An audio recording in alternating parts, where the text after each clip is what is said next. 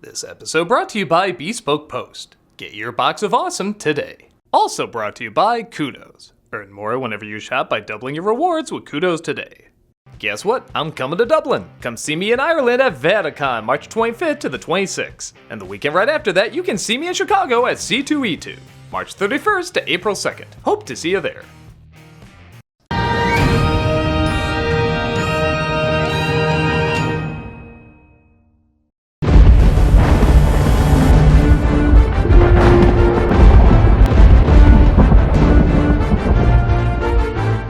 World's End did well, it still made less money than its predecessor Dead Man's Chest. It did still make money though. So, 4 years later, despite the films being called a trilogy, meaning stopping at 3, Disney does what it does best, takes something that made money and squeeze even more money out of it.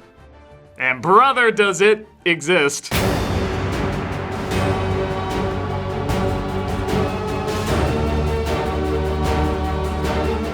Give it World's End credit, it may be the worst of the movies, but I do remember it. I was actually kind of astonished how little impact on Stranger Tides left on me. The funny thing is, this is the first film to get rid of characters that many consider dead weight like Will and Elizabeth. Yet somehow attached even heavier dead weight with the people in this.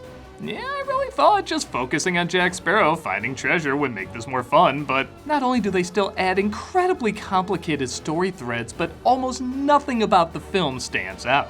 I guess it is shorter than the last one, clocking in at 2 hours and 15 minutes. Yikes, that's like a Pixar short compared to At World's End. But what difference does it make if you forget you even watched the movie? Well, we're gonna take a closer look and see where it all capsized. This is... I already forgot. On Stranger Tides, thank you. Boy, they laid on the budget cuts after the last one. Look at the Black Pearl. Screw that, look at the mermaids! This man says he found the ship originally searching for the Fountain of Youth and brought back Dad's Grail diary on it. The Fountain of Youth. That guy's a liar. Now, if you want the real Fountain of Youth, I know a guy who's been there. Cut to London, where apparently Jack Sparrow is captured and about to be executed. Hurry, Papa, or we're missing the hanging. It's not a hanging, dear. It's a trial. Hanging comes this afternoon. Ah, trial by Twitter. Nah, I'm just kidding. They never give a trial. Jack once again has a great intro as we think he's the one that's on trial when in fact it's Gibbs. Sparrow is not my name. My name is Joshua Gibbs. Is that so? It says Jack Sparrow here. Ah, when Santa Christ got drunk and dressed like Will Ferrell from Zoolander. That was a fun Thanksgiving. He gets Gibbs off the hook and says he needs him to find the Fountain of Youth with the map he has. I thought you were employed elsewhere or otherwise engaged. But I always listened like a thief for news of the Black Pearl. Also, Jack, nobody's buying you're a natural blonde. You look like Wolverine Papa Smurf. Touché. He's captured again, though. Yeah, he's April O'Neil. I'm convinced he's captured more than he roams free in these movies. And he's talked to by that guy the 90s always called, oh hey, that guy. He plays George Augustus, Duke of Brunswick-Lundberg, Arch-Treasurer and Prince-Elector of the Holy Roman Empire, King of Great Britain and Ireland. That, who's interested in finding the fountain as well, but it looks like so is another familiar face. Afternoon, sire. Hey, who left their Geoffrey Rush in the milk too long? By the way, am I the only one who thinks these British voices are so silly it's gonna break out into a Monty Python sketch soon? Be rewarded with the high station you so desire. To serve doth suffice, sire. I understand everything. Now, offer him some spam! Jack, as usual, manages to get out. Okay, I'll give the film a point for swinging on a chandelier. I'm a sucker for that. And escapes into this strange cameo. Oh. Is that it? Asked everyone wondering, was that Judi Dench? Speaking of which, hi, I'm here to be wasted twice. In more ways than one. I heard where you're headed. The fountain. Keith Richards returns as Jack's dad, and he tells him he'll need 2 chalices for the fountain. 2 chalices. 2 silver. From the Ponce de Leon ship. Odd. I'm sure this in no way ties into a dramatic payoff and or emotional twist. This film's gonna be full of surprises. Once again, though, Keith does get 1 solid line. Have you been there? Does his face look like it's been to the Fountain of Youth? All right, that's not bad. Now get over here! But it looks like someone is impersonating Jack, saying he needs a crew to find the fountain. And it turns out it's... No, it's too stupid. Indeed it is. It's his girlfriend, Angelica, played by Penélope Cruz, dressing like Jack and somehow fooling all these people. Hello, Jack. You were the only pirate I thought I would pass for. Jesus, how could you believe someone with eyeliner, long hair, and does everything with their palms up is a woman? You know what, maybe they did that joke, I let it slide, but they didn't, so I'm not. This is stupid. I was ready to take my vows. What were you doing in a Spanish convent anyway? Mistook it for a brothel. Honest mistake. The word nunnery does cause confusion in Elizabethan slang.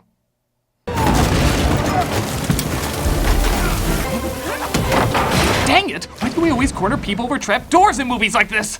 About the fountain, what do you know? She reveals she's looking for the fountain as well, but he's knocked out before she can say more. Meanwhile, Gibbs is about to be hanged by Barbossa if he doesn't hand over the map. You must lie in your bed the way you made it. What's happened to you? You used to be so nice. He burns the map and says he committed it to memory, so he has to let him live. All safe. In here. Well, that is very clever. I refuse to believe anyone could remember the complicated insanity of a pirate sequel's plot points. Show a leg, sailor! Jack wakes up aboard Angelica's ship with a crew that's half zombie, half idiot. Pretty much how you'll feel after watching most of this. Zombie fight.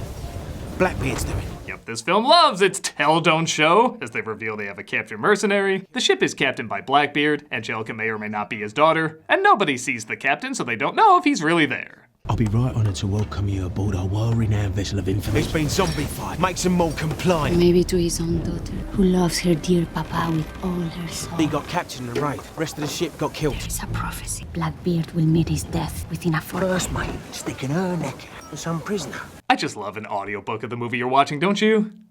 Again, I could maybe get behind this if the humor was good, but while it's not god-awful, it's not funny either. The only ones who occasionally get a giggle is the dopey crew. I think they picked really good actors to make these lines a lot funnier than they are. You have been monstrously deceived. We are decepted then. Yes.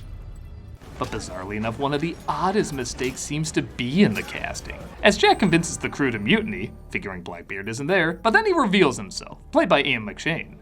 Now, Ian McShane seems born to play Blackbeard. The appearance, the voice, I mean, just look at him. This should be right.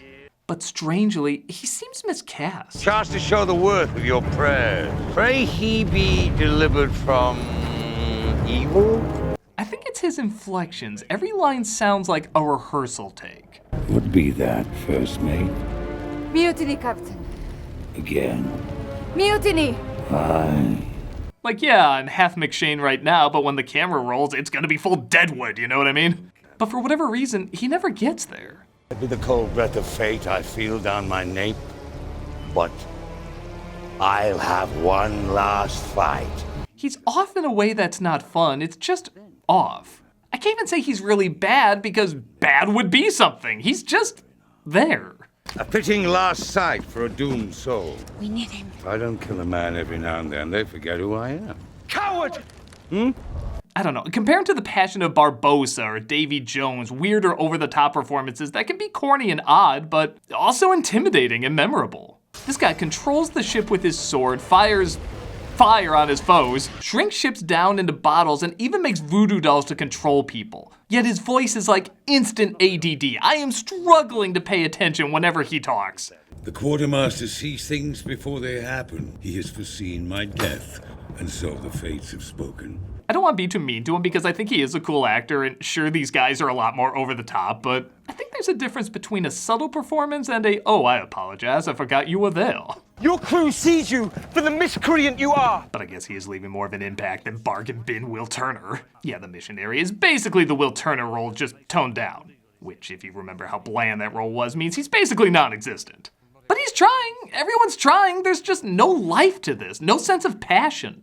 That is, unless the camera's on Barbossa. Say what robs you of your staunch heart, Gibbs, or forever leave it to the wider fields of fancy. He really is the peanut butter cup in the trick-or-treat bag full of good and plenty. Mermaids. Aye, mermaid waters, that's be our path. But don't worry, none of them are black, so you can save your selective outrage. Save yourselves! That's a smart guy. To hell with hot women killing me, I'm gonna drown myself instead! Has this world never seen Futurama?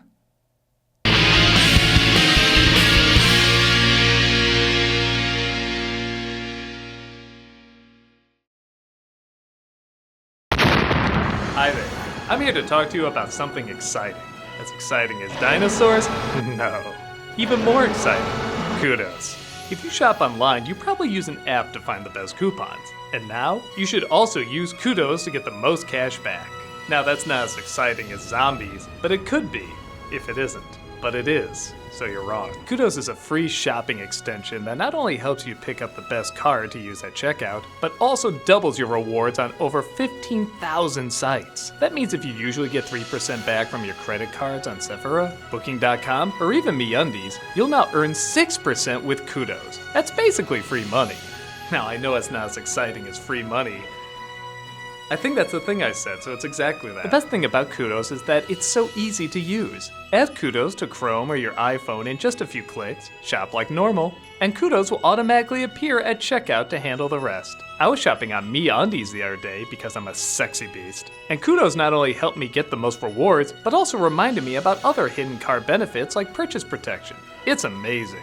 As amazing as a rainbow filled with spaceships? How dare you? It's okay, Kudos will take you back. This really is a no-brainer. In fact, Kudos has saved the average user over $750 per year. Imagine how much of my merchandise you can get for that.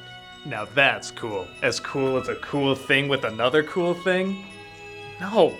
So don't wait, use the code NOSTALGIA to double your rewards and get Kudos for free by going to joinkudos.com/nostalgia. That's joinkudos.com/nostalgia, so they know we sent you. Earn more whenever you shop by doubling your rewards with Kudos today. That makes me so excited, I just want to sit down, stare blankly at something, and change my shirt. Hey Doug. Hey Doug. Happy birthday, Doug. Oh, is it my birthday, Doug? No, it isn't, Doug. Oh, sorry, Doug. It's okay, Doug. You still get a present, Doug. Why, thank you, Doug. You're welcome, Doug. Who got this for me, Doug? It's from you, Doug. Why, thank you, Doug. Because it's good to get you a present. You know, one of the most awesome days of the month is when our box of awesome from Bespoke Post arrives. So we're just gonna go ahead and unbox this thing right now and tell you what we got. Okay, fast forward a bit. There we go. Doug.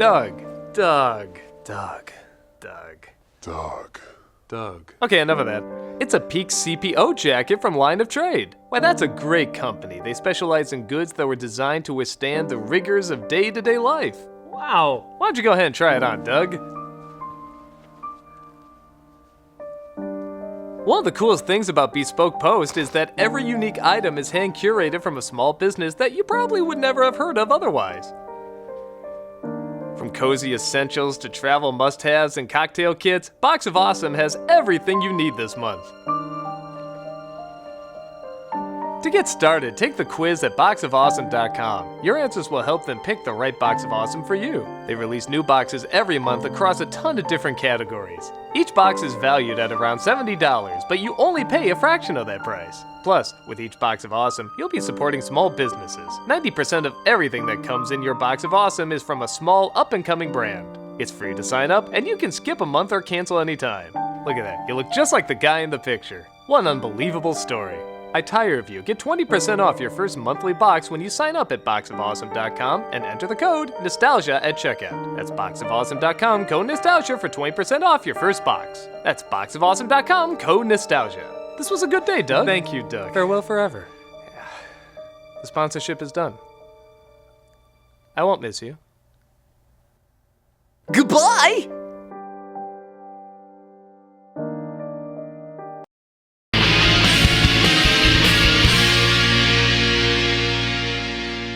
To negotiate with Angelica via dancing, which sounds fun, but is somehow even more boring than the regular exposition. Where we shall bathe one another in equal shares of fame. And I'll tell you the ritual of the fountain. Maybe because the dancing is more waddling in place? Also, nobody seems to act on their emotions towards each other. Like, I don't believe for a second these two are in love. They just say they are. You recall Saint Dominic? I tried to kill you in Saint Dominic. Either or. Angelica says she legit wants a connection with her father, but you don't feel that between these two. You barely even see them together. I want a father, Jack. I haven't had one. Everything is described, not felt. It's like the difference between watching a porno and hearing an instructional guide on sex. Speaking of which. I heard it said a kiss from a mermaid protects a sailor from drowning. Don't be a fool. Mermaids are all female, son. They're kinda like reverse Smurfs in that way. Lord save me. So the mermaids are one of the few things I legit remember from this. I feel like killer versions of this creature have been done before, but they weren't really popular then, and you definitely didn't see them from Disney, so they are pretty cool. Also, I kind of love how they jump like flying fish from Super Mario Brothers. The missionary finds only one with big puppy dog eyes and stabs her. For God. And they bring her with because they need a mermaid tear for the fountain to work. Meanwhile, they let Jack lead the way, even though he's not entirely sure of his starting point. Was that really necessary? Lest you not know the exact whereabouts of my ship, I'd be a cautious man. Doesn't look like you took him that far. I think kids spun and hitting a pinata would be more lost. But she cannot breathe. She has water. She needs air. The missionary starts to form a bond with the mermaid as he's one of the few showing her mercy when she has trouble breathing. Ah, doorstop. I hear Fox News uses their Bibles for that too. There's a confusing scene, yeah, imagine in these movies, where someone needs to jump off a cliff while everyone else goes another way. Angelica offers, but Blackbeard stops her. Again, nothing is shot like there's supposed to be any emotion behind it. I'll go. How much farther to the fountain? Why was that even in the movie? But don't worry over explaining what should be really simple. That we got covered. For example, Blackbeard could tell Jack jump or I'll shoot her, but instead, you see if you follow this. Get me 6 more pistols, remove the shot from all but 2, but do not tell me which. You get to choose, Mr. Sparrow. What? Can these movies do anything simple? If somebody wanted to wear a hat, they'd be like, oh, take the hat, turn it upside down, cut 5 holes in it, shit in it for 3 hours, and then recite a voodoo curse. That's part 1. Jack does eventually jump and says he's going after the ship that has 2 chalices. Meanwhile, our gender swap of shape of water continues as the missionary helps the mermaid after her case breaks. Oh, look, she turns human when she's on land. Hold my beer. And yeah, you know you've been doing these movies too long when you start reciting plot exposition on your own. Santiago. Famously captained by Ponce de Leon. Oh, there's no one there.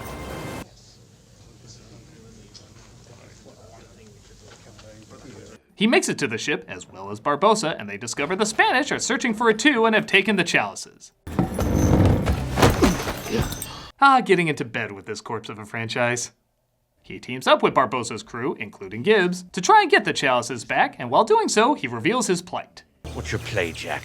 There is a damsel. You're rescuing a damsel? If there's a damsel in this series that always needs to be rescued, Jack, it's you. I may have had, briefly, mind you. Feelings? All right, feelings, damn you. Oh yeah, these two have a ton of chemistry. The way they explain plot and... I don't know, can you think of anything else they did? That must be them right there. They find the chalices and manage to sneakily get them away.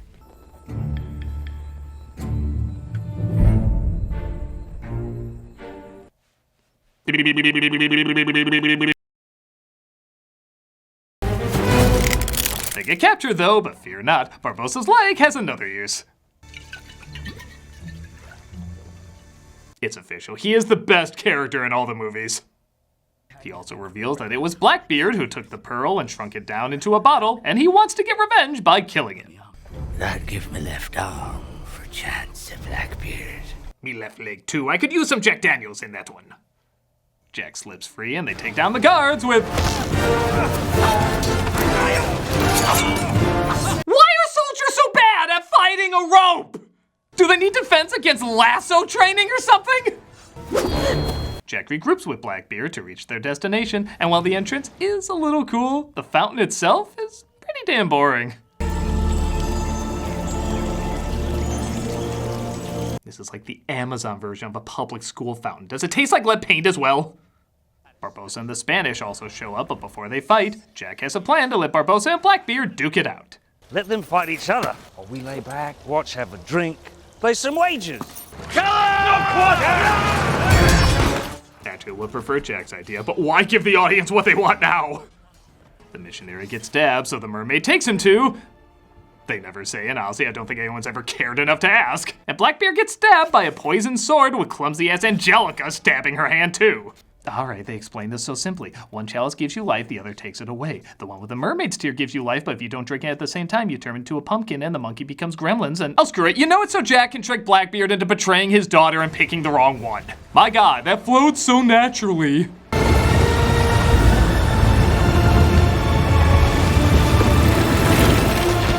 He chose poorly. So what does he do with the woman he said he had feelings for like no other? One pistol, one shot. love. Barbossa takes Blackbeard ship. Jack gives honestly an okay speech about why he didn't drink from the fountain. Better to not know which moment may be your last. Every morsel of your entire being alive to the infinite mystery of it all. Yeah, also just doing this movie's math on how to drink from it would probably kill you anyway. And we end on the most underwhelming note any of these movies have ever ended on. It's a pirate's life for me. Savvy? Oh, are we done? That ended more like a Seth Rogen comedy than a Pirates film. Whatever. We didn't film it like it was the last one, so it won't be the last one. Oh, but don't get too comfortable, Jack, because that voodoo doll that barely did anything in this makes an appearance in the end credits. Oh, what crazy possibilities are in store for... We never see it again. Why do you keep pretending these are planned out? And that was Pirates of the Caribbean... line on Stranger Tides. Honestly, I think it could have been a lot stranger.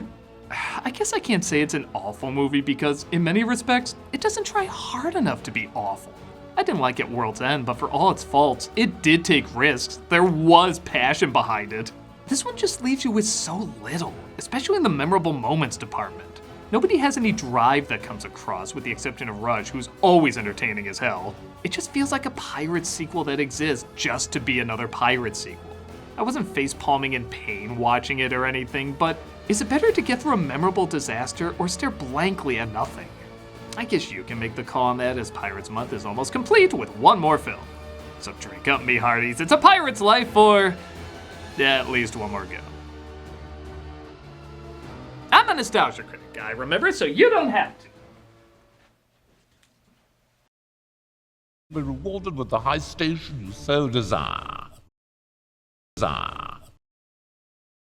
We're still doing cameos for charity, and this month we're doing the Kennedy Krieger Institute. Kennedy Krieger Institute is internationally recognized for improving the lives of tens of thousands of children, adolescents, and adults with neurological, rehabilitative, or developmental needs. They do this through inpatient and day hospital programs, outpatient clinics, home and community services, education, and research. It's an amazing organization, and you can help them out. If you want a cameo from me saying happy birthday, good luck, or whatever, click on the link below and be giving to a good cause. If you're like, nah man, I don't want a cameo from you, you suck. Well, consider checking out this organization anyway, because it really is a great place with great people. Take a look at all the various ways you can help out.